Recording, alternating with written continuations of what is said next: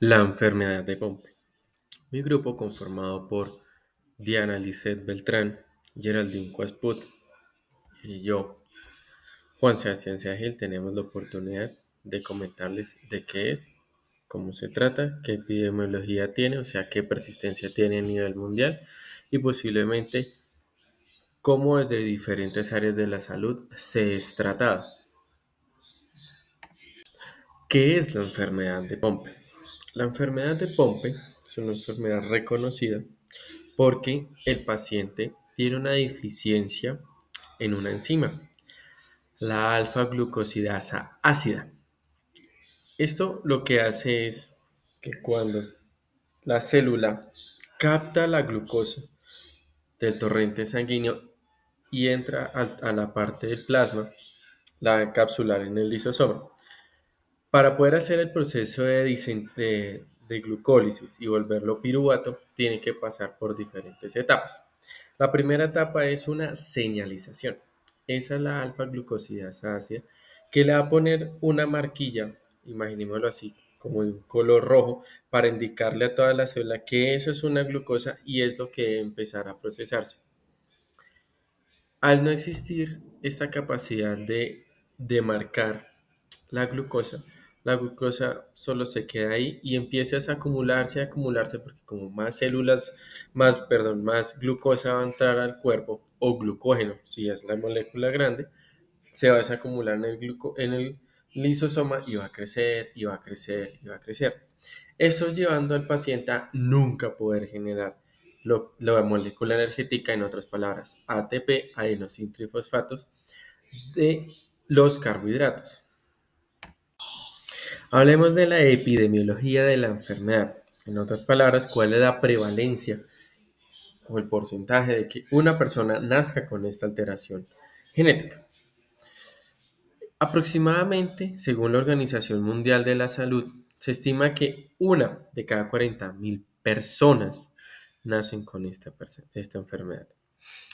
Aquí es importante destacar que existen dos tipos de enfermedad de Pompe: la enfermedad de Pompe temprana y la enfermedad de Pompe tardía, como lo muestra ahí. La primera, que es la EOP o la enfermedad de Pompe temprana, Early enfermedad de Pompe. Early de temprano en inglés significa que una de cada 36.000 personas a nivel mundial nace con esta enfermedad.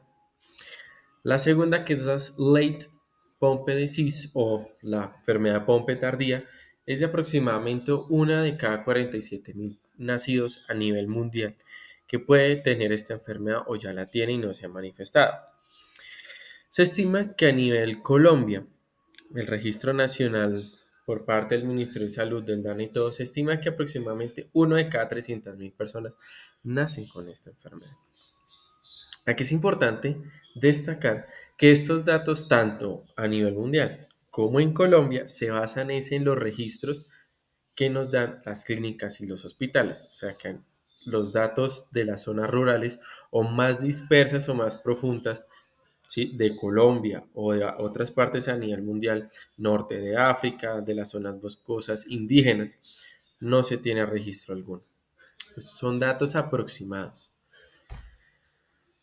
Donde hay una mayor prevalencia de tener esta enfermedad, se estima, según los datos, que hay que tener una ascendencia afroamericana, descendencia asiática y una descendencia latinoamericana.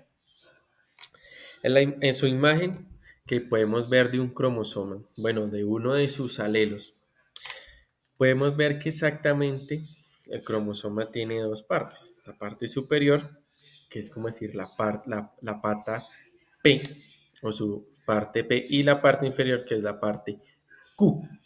Podemos ver que ahí sombreamos que la alteración de Pompe, tanto la temprana como la tardía, se da en la zona 17Q, en la fracción número 25,2. Ahí es donde se encuentra la alteración genómica, genética de esta alteración, que se da porque hay una codificación anómala de la alfa-glucosidasa ácida, poniendo antes o después axones, intrones o duplicando intrones, los cuales no son necesarios, generando esta alteración genética.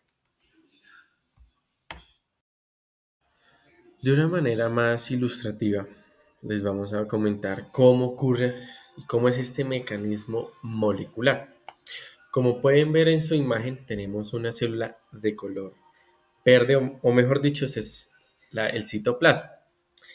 ¿Qué pasa? Cuando entra el glucógeno a la célula va a ser acogida por un autofagosoma, o más conocido en Latinoamérica como un lisosoma.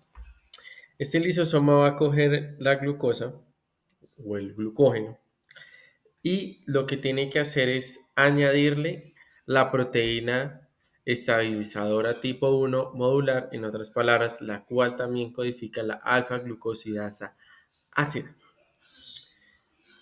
En este momento, como no existe, ¿sí? O está alterada, porque puede existir, pero no es compatible, no va a poder marcar la glucosa para empezar a hacer ese proceso de degradación dentro de la célula, como se ve en otro proceso, para hacer los piruvatos. Entonces, lo que va a hacer es acumularse dentro del lisosoma, desplazando las demás moléculas que tiene alrededor, tanto sea el núcleo, la mitocondria, el retículo endoplasmático liso y rugoso, el aparato de Golgi y demás estructuras dentro de la célula. Esto va a activar un mecanismo de apoptosis o de autodestrucción celular dentro de la célula. Por otro lado, como lo vemos en la imagen de abajo, va a generar que se haya un desgarro celular, porque también como esto se empieza a fermentar dentro de la célula, genera que el músculo principalmente se empiece a dañar. Como no hay ATP, no hay energía para la contracción muscular, no va a haber las conexiones de las cabezas de la miosina con la actina. A futuro, lo que va a generar es que haya una atrofia muscular, como dice, una pérdida de la estructura contráctil y la acumulación de glucógeno nos va a llevar a una apoptosis.